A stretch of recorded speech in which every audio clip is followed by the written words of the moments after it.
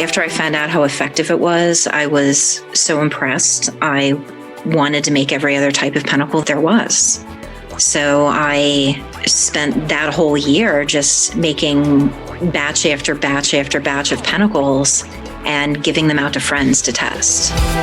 Salutations, listeners, and welcome back to Glitch Bottle, where we uncork the uncommon in magic, mysticism, and the generally misunderstood. I'm your host, Alexander F., and today we are so excited to welcome back to the podcast professional pentacle crafter and magical practitioner, Alison Chicosky.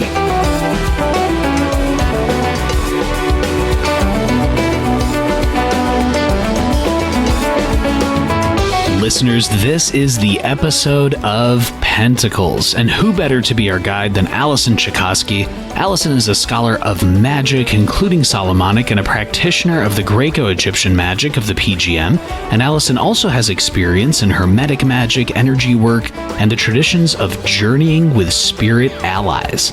Alison's also the proprietor of PracticalOccult.com, where she crafts, engraves, and consecrates pentacles and other enchanted items drawn from her study of ancient arts, as well as offering consultations and services. And if you haven't heard our previous episode where Alison shares about the Greco-Egyptian magical papyri, I would definitely encourage you to check that out as well. In this episode, Alison, of course, shares about pentacles and also shares about an article she wrote where Alison talks about ways to spot a toxic leader, and in today's social media world, it is more important now than ever. Also, and very importantly too, Alison shares how in discussions online or anywhere, it's okay to disagree and bring up different points and arguments, and it's how we can do that respectfully on either side that always matters. Alison also answers your Glitch Bottle Patreon listener questions and so much more. And now to help us uncork the uncommon, let's welcome back Alison Chicosky.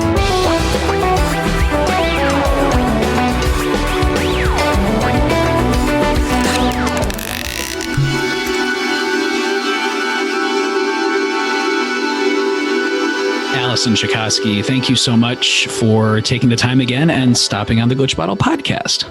Thank you for having me back. There was a great article that you posted, Alison, about toxic leadership and about how, especially in this online world, it's so important to have respect in conversations. And what are some of the really big things that no matter what situation people are in, they should always keep in mind to avoid toxic leadership and to have good discussion? Right. And, as I say in the article, social media has made it really easy to find people that are teaching the occult and rubbing elbows with authors. But it's also important to recognize, the signs of a toxic leader before you put yourself in any situation where they have some sort of authority over you. And sometimes that authority is just being an invested member of their group. I definitely think that people should follow the online footprint of someone who they admire as an occult leader and watch how they treat others and make an informed decision about who you want to learn from. Because one of the things I do see is that certain folks will come off differently if they are interacting with a peer versus if they are interacting with someone they feel is beneath them. So, that's how you get folks that, end up with two reputations. They'll have a reputation among the people they're trying to impress, and then they'll have a separate reputation among other people. So some of the things I think that folks should look for are arrogant demeanors. And now these people are really quick to remind you about their accomplishments, their books, titles or offices they hold. And while this is really a minor red flag, a lot of people use this to shut down dialogue. And it's also really unbecoming in someone claiming to be a spiritual leader. And truly powerful people don't usually feel the need to constantly remind each other how powerful they are. Also, toxic leaders, they know everything. They've got all of the answers. They're sure that they're always right. This may be hard to distinguish from someone who's genuinely knowledgeable in their field. So keep an eye out for folks who claim to have all of the answers, or folks that claim to have settled a topic definitively with just a single hypothesis. or pretending that their work is the definitive authority on the subject, or a willingness to speak authoritatively on subjects that are outside their field. I've seen people being absolutely shameless, where they'll be unfamiliar with a subject one day and writing authoritative articles about it the next. That's definitely something that, is worth looking for. Now, in regards to them having all the answers, they're also unquestionable. So if you ask about their practice or methods or results, they'll get really defensive and confrontational, and they'll respond by using contempt to belittle or shame the questioner, who's usually someone they perceive as inferior. And this creates an environment where members are unable to speak freely without fear of negative consequences. In an online community, this often manifests with the leader removing dissenters from the group. So you might go into a group and it may seem like things are okay because everyone that rocked the boat has been pushed off the boat. Absolutism, so being unquestionable, is often combined with absolutism, where the leader assumes an attitude of this is how it is on topics that have plenty of room for differences of interpretation. And this is very, very true in the occult, where people can have an experience and it could feel and seem a certain way to them, but there's generally more than one way that could be interpreted. People may say they welcome questions, while in reality, they only accept debate from people they personally consider worthy or with whom they're trying to curry favor. So that's something that I see in the online community a lot. I see a lot of hypocrisy, where folks hold themselves to a certain standard without applying those same standards to themselves. And that may come from a sense of personal superiority, born from overestimation of their own ability. Also, watch out for equivocation and word games as they try to judge without being judged. I look for narcissism in prospective leaders. So I want to see if these people require constant praise and affirmation, and if they're quick to change the narrative of a story to paint themselves in the best light. Sometimes a leader does have to take action to keep the peace of the group, but do they just treat it as a maintenance task, or do they gloat about it and seek praise? That's another thing I look for. Additionally, what I refer to as shilling.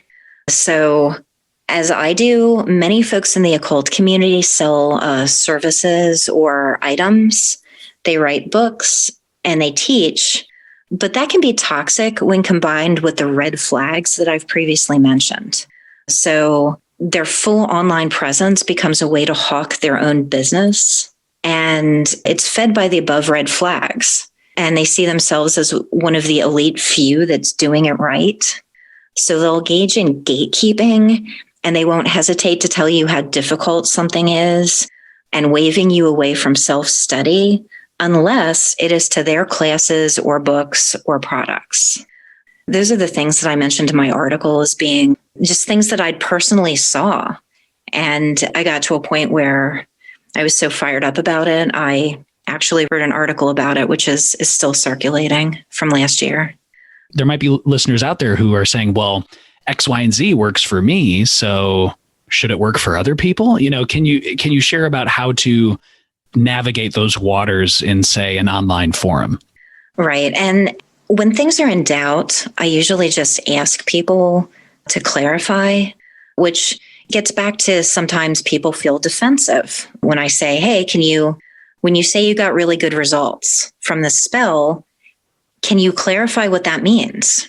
Because the definition of really good results is very subjective.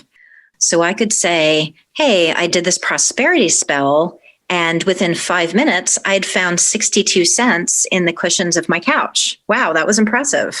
Or I could say, hey, I did this prosperity magic, and within 2 weeks, I lined up a new job that was absolutely perfect for what I wanted and is really going to bolster my future. So what constitutes really good results might vary from person to person. Additionally, in my previous interview, I spoke a lot about superstition in magic.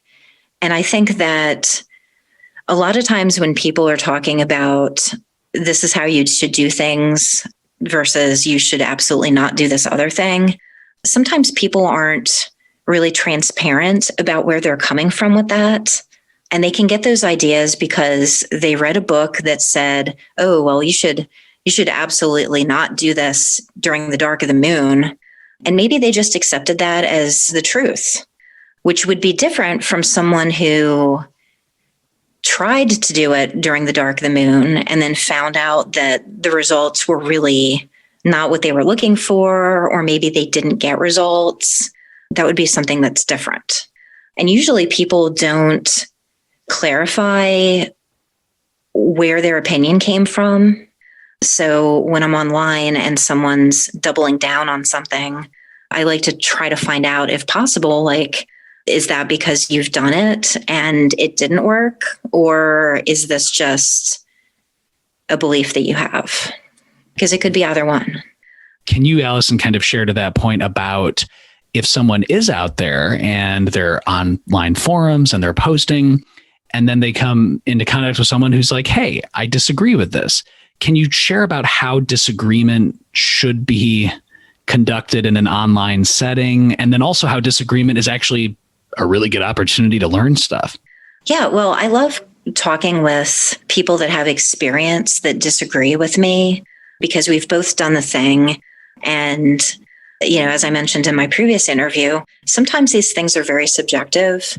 So I might feel that a spirit did or said something or appeared a certain way, and someone might have a completely different experience in their ritual that they did.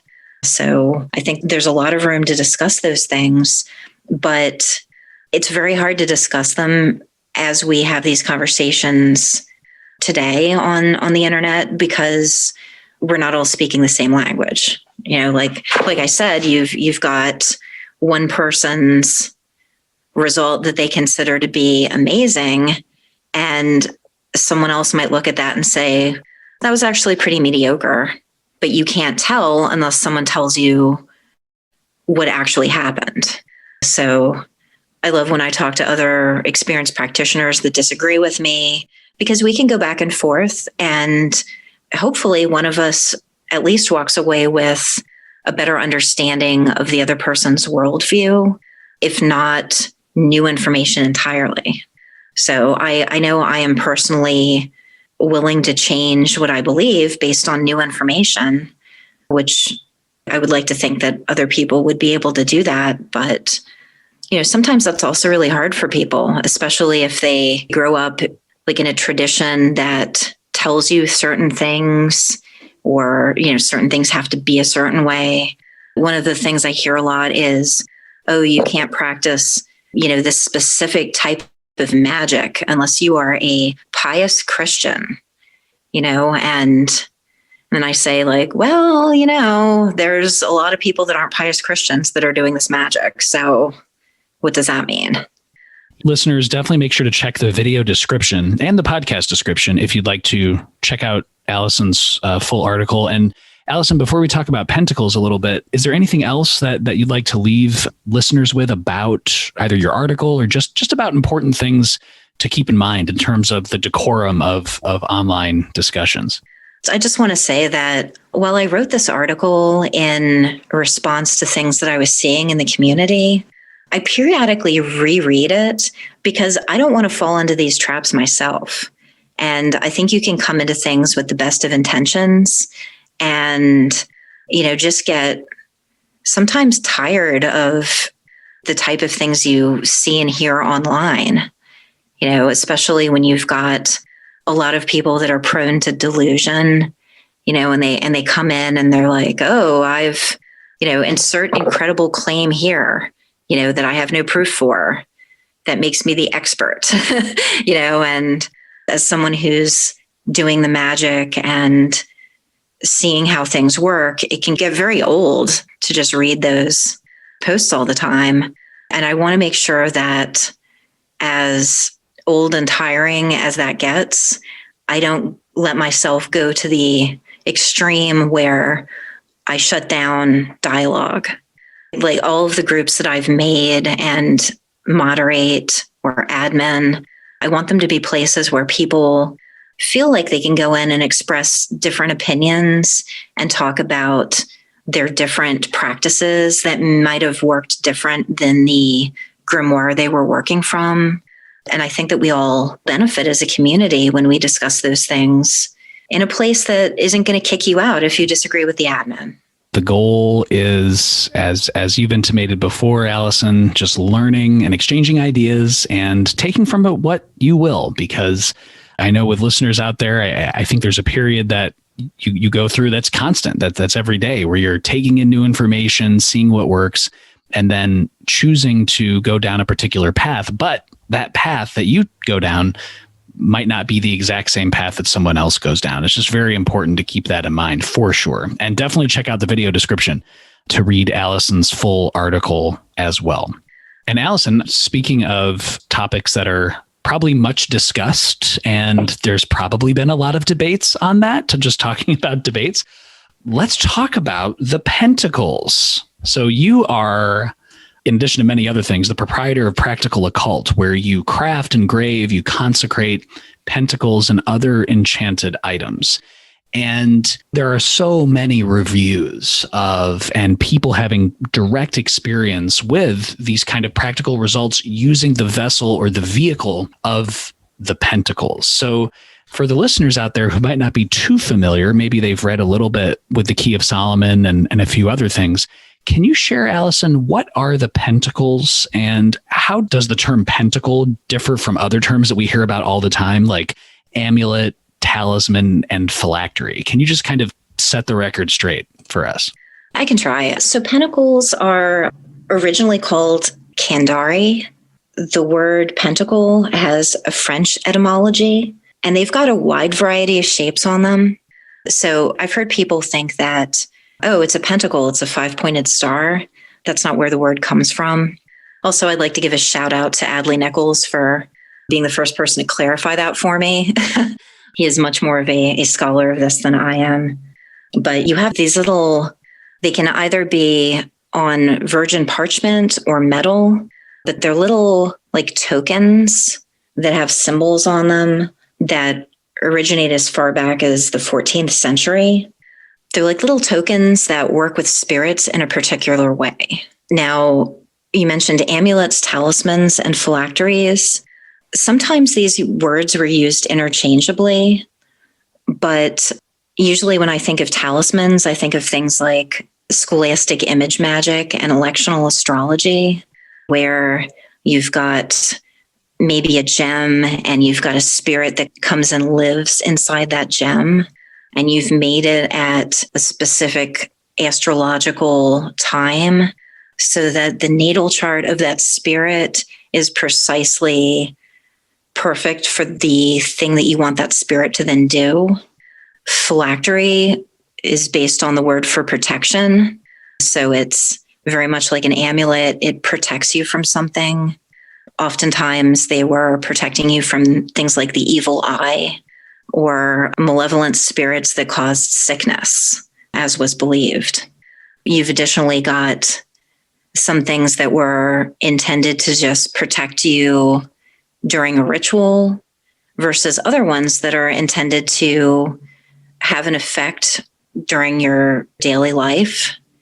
And then additionally, you also find certain amulets protecting the dead after they've died. You know, like they're just buried with them.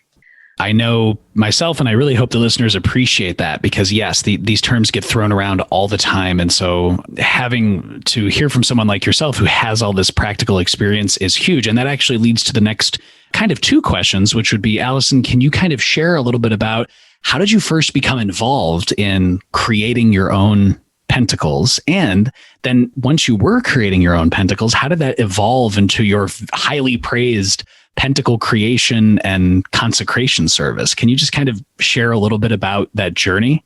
Yeah. So like many things in my magical career, I tend to jump into things when there is a strong need for them in my life. I had lost a fairly close friend to cancer. I actually hadn't even known that they were that sick. But then almost immediately after that, another one of my close friends disclosed that they were sick.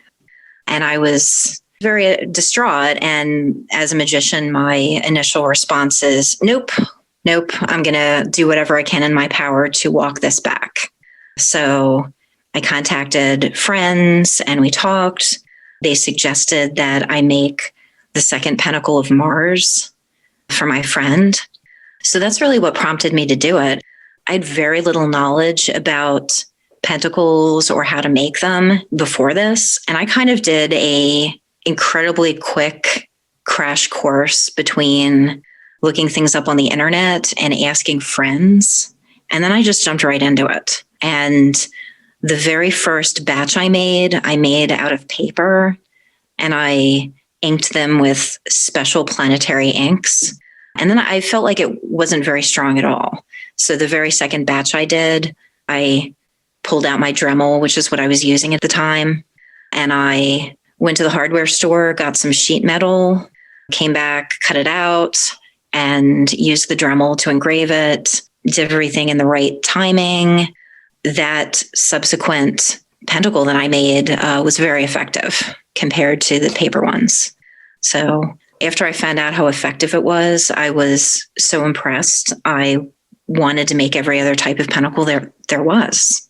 So I spent that whole year just making batch after batch after batch of pentacles and giving them out to friends to test, especially friends that had a great need for whatever the pentacle did. I'd been doing that. It was a hobby. It was something that I very regularly did. I had all the things for it. And then at a certain point, I was laid off from my day job. The company did a reorganization and they just did away with my entire team. So I came to a crossroads at my life where I was unemployed. I was looking at additional corporate jobs where I would probably have to put on a suit and possibly even take the train into another city, to be at a desk I didn't want to be at for 8 to 9 hours and then commute back. As time was running out on me having to make a decision about that, folks started reaching out to me and asking if they could purchase my pentacles that I was making as a hobby. And I realized that this was actually a thing that there was a demand for. And I went forward with turning that into a business.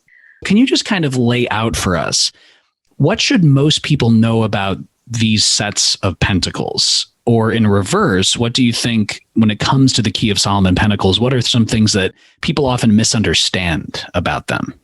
Well, one of the things I want to point out is that the deeper I get into this, the more I realize I don't understand them and that they all work differently. So we look at these grimoires and we say, oh, okay, well, here's all of the pentacles of Mars. Here's all the pentacles of Jupiter. Here's all the pentacles of Mercury.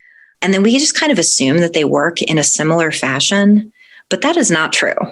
So there are pentacles that you have to carry on your person for them to work.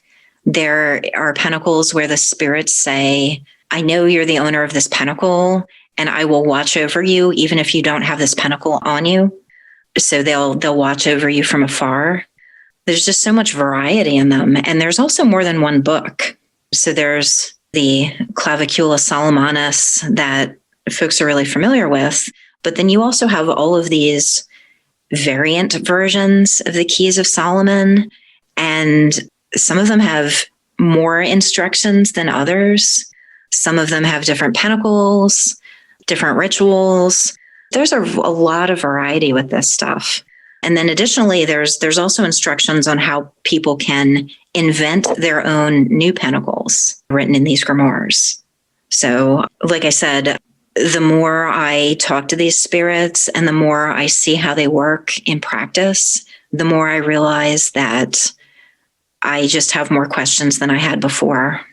This goes to a point that you brought up previously, which is you've said in the past that you consider consecrated pentacles to be an open phone line of sorts to spirits. And can you kind of share about that? Because there might be some listeners out there who think there may be idea just from a purely academic sense might be an evocation where there's a circle of protection, there's a triangle, you're calling a spirit. Can you share about how the pentacles are open phone lines to the spirits?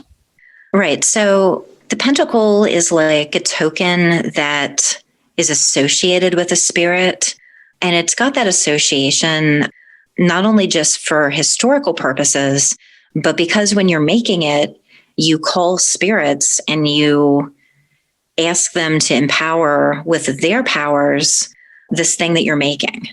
So you're in essence making like an agreement with that. So if you get a pentacle from me, it has already been consecrated and it's ready to go. So you can just hold it. And if you speak to the pentacle, that spirit will hear you. And that's because I've already done the magic that makes that pentacle stand out to the spirit. I think that really speaks, Alison, to the time and the dedication that you put into the proper crafting and consecrating. That actually leads into a listener question we have for you from Jessica Irene, who is asking, are there any hard rules you have for handling talismans, sleeping with them, reconsecrating them, the exposure to the elements, using multiple at a time? Can you share a little bit about that? Yeah. So the first thing I want to disclose is that I have definitely accidentally run pentacles through my laundry and dryer, like full cycle, and had them come out and they still worked. So back when I originally started making them, I didn't have a method of hole punching them. So they were just kind of like coins. And I would sometimes keep them in my pocket. And sometimes I would forget to take them out of my pocket. Now, clearly, if they were made out of leather, because virgin parchment actually isn't paper, it's a type of leather, it's a type of skin. Clearly, if they were made out of that, I'm sure they would have disintegrated and the dye would have run, rendering them unusable. But I did not have any personal problem with any of the pentacles. And there were many that I've run through the wash. Now, I do have bracelets that have pentacles on them, and I make sure that I take them off before I go to the bathroom, just because I think that that's polite and don't want to get them dirty. But they don't cease to work if they get dirty, and you just clean them off. At least my metal pentacles don't. I've heard all sorts of superstitions relating to pentacles, like, you shouldn't wear this if you're a woman who's having her time of the month. I have not found that to be the case. I definitely know that people wear them during sex, and that also doesn't render them ineffective. So definitely some of the things that people have said, oh, you can't do this. I've not found that to be the case. Regarding wearing more than one, I am almost always wearing more than one. As we have this interview, I am wearing 11. I have one around my neck, and then I have 2 bracelets on that each have, well, I guess one of them has 6, so 12. The thing that I think would cause interference is if you're wearing pentacles of 2 different planets that don't mix well and they're actively touching, or you're trying to wear more than one bracelet on the same wrist. That's when I start to feel like there's interference between them. But I say to just separate them so that there's some space, and then they should all work. That would also beg the question, can pentacles go dormant over time? And if so, or like you say, if you're wearing multiple bracelets, for example, and you might notice some interference there, can pentacles be recharged, or how would you go about recharging a pentacle? I do think that pentacles can go dormant over time for a variety of reasons. The first being, so let's say that you've got a prosperity pentacle, and when you first get it, you're carrying it in your wallet and you're, taking it out and you're thinking about how you want to do better in your business. And maybe you get that business success and then you're like, okay, well, I don't need this in my wallet anymore. I'm just going to put this in my jewelry box. And then it's in your jewelry box and maybe you kind of forget about it. Some spirits are very proactive and might keep working for you, but some other spirits will be like, oh, I've done the thing and now I'm just going to chill out, right? I guess they don't need me anymore. So if people feel that their magic item has gone dormant, I usually say, like, pull it out again, like breathe on it, talk to it, interact with it. And a lot of times that's all you need to just wake it back up again. Like the spirit thought that it did its thing and now it's done, but you really want it to do more, so communicate more. I've only been making pentacles for a few years, and my oldest pentacles are still going strong. I've heard of people that made pentacles 20 years ago that are still active. I've also heard that some people believe that theirs have ceased to work. None of the ones that I made, but people that have more experience and have been doing it longer. I don't know what to say about those. However, I have had one or two customers that did something to their pentacle where they feel like it might not work anymore. And then as a courtesy, I was able to reconsecrate them without having the pentacle in my possession. So I just did the ritual on my end, and I called the spirits and I said, hey, so-and-so's pentacle, just go make sure that that's still as magical as it used to be. And then the spirits go do that. Because it's spirit magic, I don't actually have to have the thing with me to redo that. And that seemed to work pretty effectively. And that actually, I think, partially answers another question from Jessica Irene, who's asking, what recommendations do you have for how to keep and care for talismans when they are specifically not in use? Right. And another thing that I want to say that kind of splits the difference between these two questions is, while pentacles can be used by anyone, like it doesn't have to be another magical practitioner that uses them. If you are a magical practitioner and you are personally doing rituals and you keep bringing your pentacles into those rituals, the pentacles will become stronger and more magical over time. So if you have a Jupiter pentacle and you also have some sort of practice where you do Jupiter magic and you keep bringing that Jupiter pentacle into the Jupiter magic, it will just get stronger over time. I have some pentacles that I've just been bringing into rituals for years now. They've become pretty strong. And regarding how to keep them and how to maintain them, I know that some of the grimoires say things like, wrap this in white silk and put it where no one can see it, or things like that. I personally just have a jewelry box with little compartments, and I've sectioned out, like, the whole jewelry box is just pentacles, and each little compartment is a different planet, and I just put them in there when they're not in use. If they're made out of a metal that gets tarnished, I just clean it with a metal cleaner, and the tarnish comes right off. Alison, we've been talking about pentacles, and in the previous podcast, you shared a lot about your very, very, very in-depth experience with the PGM and kind of the practicality of that. How do you feel the rituals that we've been talking about, or focusing on the pentacles, how does that compare with, say, the PGM? Are there any kind of resonances there or any similarities, or do you kind of treat those as two different focuses? I think one of the big differences is that with these later grimoires, we've got generally pretty good instructions on how to accomplish this magic. And, it'll lay out and say, like, all right, well, this is how you need to set up your ritual. This is, what you need to do beforehand. This is what you need to say at the opening. This is what you need to say as you're lighting these candles. And some of that is missing from the PGM because it's not a cohesive grimoire like the cohesive grimoires we look at when we're looking at Renaissance magic. It's kind of just this is all the stuff that survived, and we're trying to make whatever sense of it we can. So I mostly keep these two practices apart from each other, but I have on occasion done things like adding this Sealy of Jew to precede part of the Pentacle consecration, just to see if it gives me any extra juice, which is pretty rare when I'm mixing things like that, where I'm actually adding basically like a whole nother spell into it. I am adding something rather than taking away any of the parts of the consecration, just to see if that's more effective. And the jury is still out if it is more effective. They all seem pretty effective to me.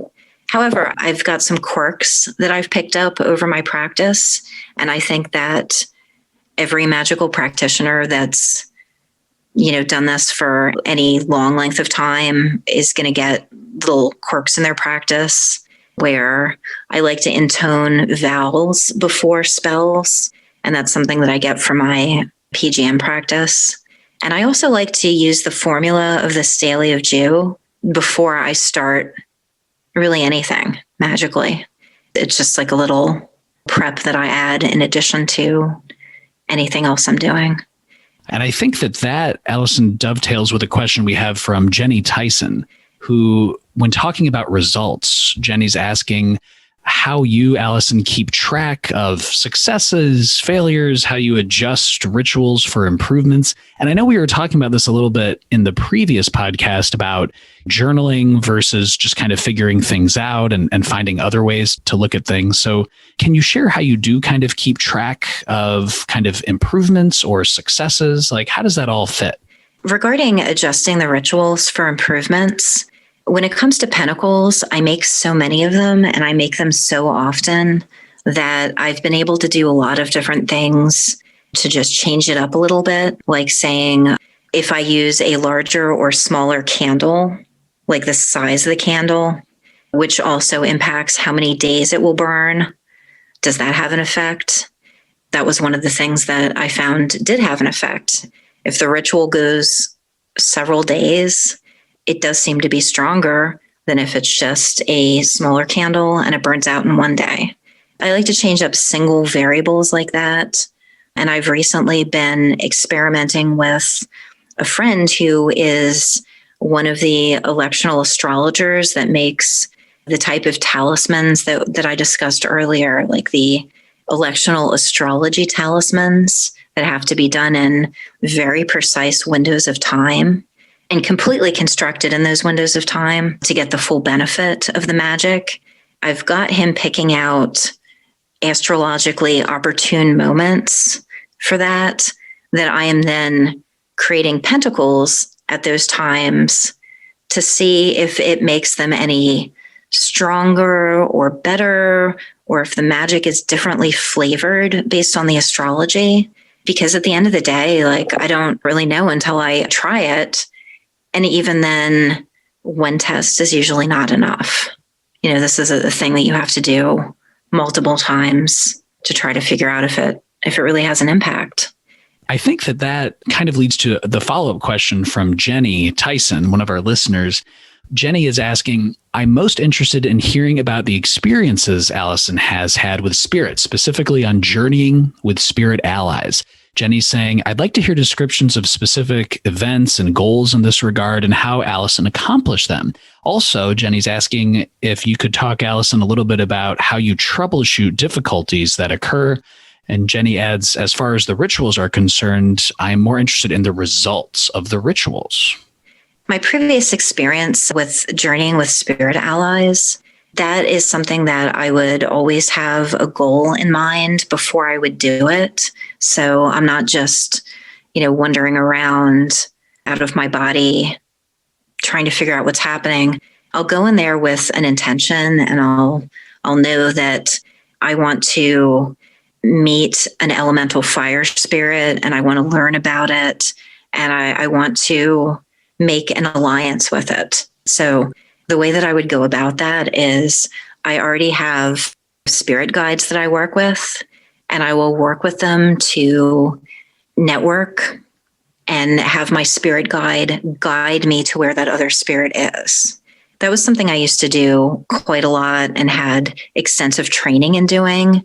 But these days, I work with the spirits of the fourth pentacle of Mercury, known as the Alatori, and they are amazing ambassadors.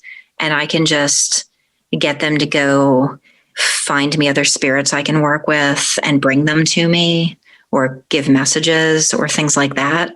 So I find myself doing the journeying less often And it's also more intense. It's more of a visionary spiritual experience and like a trance state that I mentally put myself into to do that. Whereas with the aleatory and those pentacles, I can just hold up the fourth of Mercury, be like, hey guys, I need a thing. Can you go find me a spirit that does this?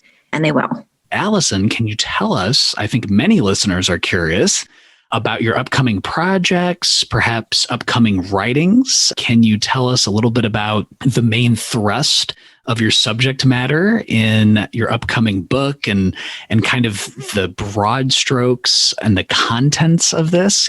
Yeah, so I have been writing, and I do not know when I will finish writing this book, if ever. I've also, at the same time, been writing courses that go with the book, which I don't know when those will be done either. But the subject matter is the Greek magical papyri. I guess I'm writing because people keep asking me to write and share my insights. I do want to share those insights, and I want to help people learn how to jump in and decipher this magic for themselves also. So I think I've got a couple different objectives.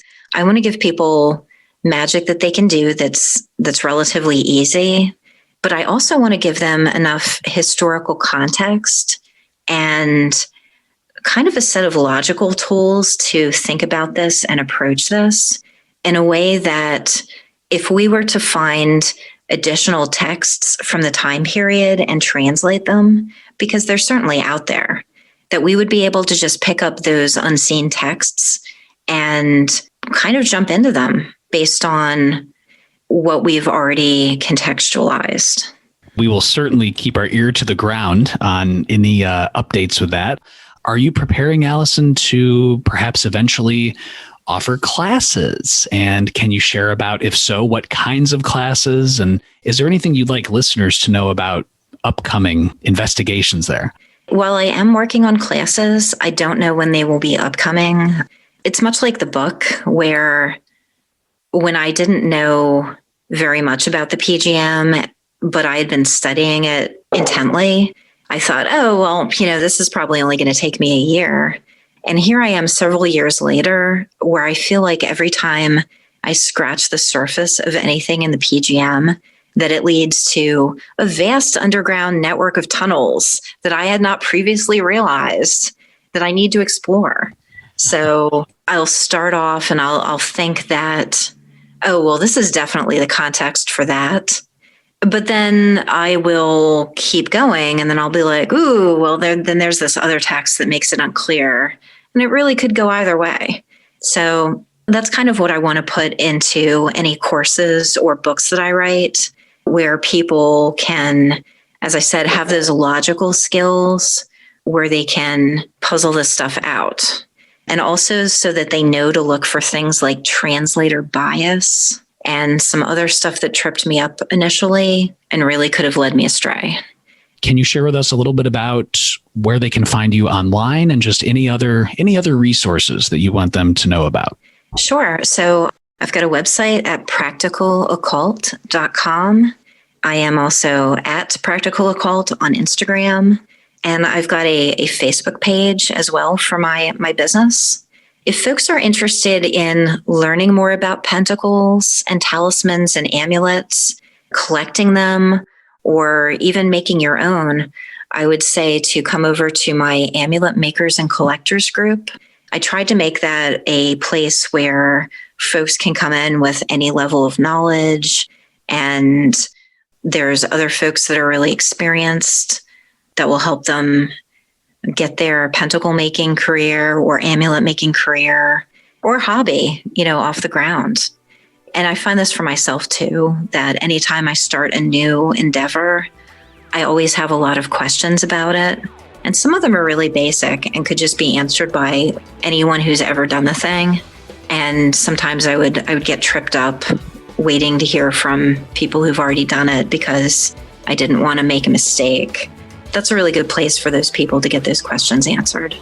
Cannot thank you enough. Alison Chicosky, Scholar of magic, including a Solomonic practitioner, a practitioner of the Greco-Egyptian magical papyri, and professional pentacle crafter, and the proprietor of practicaloccult.com. Alison, thank you so much just for sharing your time and your wisdom today. Really appreciate it. Thanks so much for having me. Listeners, such great wisdom from Alison Chicosky. I hope you really enjoyed that chat as much as I did. Her advice on how to have respectful discussions and disagreements, all in the spirit of learning and exchange, was such a needed reminder, and it was excellent to hear about Alison's process in making pentacles. And as always, your wonderful Glitch Bottle Patreon listener questions were fantastic. Thanks to each and every one of you for your support and your questions. And if you're interested in supporting the Glitch Bottle podcast and keeping the esoteric engines running with exclusive access and perks, you can always check out the podcast at patreon.com/glitchbottle. And as always, you can subscribe to Glitch Bottle on YouTube, Spotify, Apple Podcasts, Spreaker.com, and Stitcher Radio. And I hear tell that if you leave a multi-star review on Apple Podcasts, it just might shatter all of the crystal balls in existence. Maybe, just maybe. As always, this is Alexander Eth reminding you to invoke often, uncork the uncommon, and keep the light.